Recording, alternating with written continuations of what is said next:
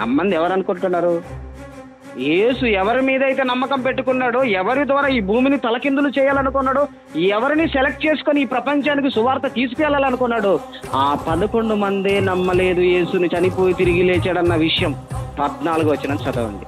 అప్పుడు చెబుతున్నమాట, పిమ్మట 11 మంది శిష్యులు భోజనమునకు కూర్చున్నప్పుడు ఆయన వారికి ప్రత్యక్షమై తాను లేచిన తర్వాత తన్ను చూసిన మాట నమ్మనందున వారి అపనమ్మిక నిమిత్తము, హృదయ కాఠిన్యము నిమిత్తము వారిని గద్దించెను.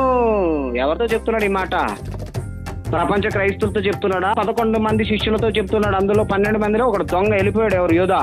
మిగిలిన ఎంతమంది?